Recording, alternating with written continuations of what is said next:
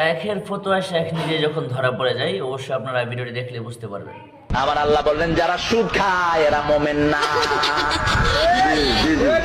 বাংলাদেশে সুদখোর আছে না নাই?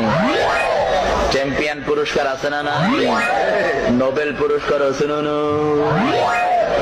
শয়তানও এত সুদ খাইতে পারে নাই যত সুদ খেয়েছে ইউনূস নামের এই বেয়াদব। সেজন্য এই বেয়াদবের সাথে আমাদের কোনো সম্পর্ক, যদি তার সাথে সম্পর্ক থাকে মোমেন হওয়া কে বলছে? ডক্টর ইউনূসকে ধন্যবাদ জানাই, 30,000 কোটি গতবার আনছে, এইবার প্ল্যান নিয়ে গেছে। এ তো কথা কয় কম, কাম করে। আল্লাহ তোরে আরো বরকত দেখতে ইউনূস ভাই। ও কাগা, আল্লাহ তোরে বরকত দেখ। হে আমারে কাগা কই ডাকছে। আমার একটা ক্যাসেট ওনাকে উপহার দিয়েছিল নিউ ইয়র্ক থেকে, তো উনি দাওয়াত দিয়েছেন, অনেক আগের কথা বলছি, প্রায় 2009 কি 10-এ হবে। তো অত্যন্ত অ্যাট্রাকটিভ একজন মানুষ, তিনি গেলেই মানুষকে এমন ভাবে সম্বোধন করেন আপনি তার ভক্ত না হয়ে পারবেন না।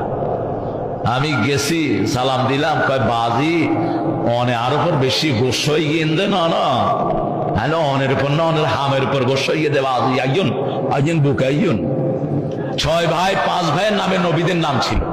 আগে তো অনেকই হরেন, অনের নাম ইউনূস, অনেকই হরেন বাজি। কয় চেষ্টা করি দে, আলহামদুলিল্লাহ, আল্লাহ তাকে ইসলামের জন্য কবুল করুক। আরো জোরে বলি আমিন।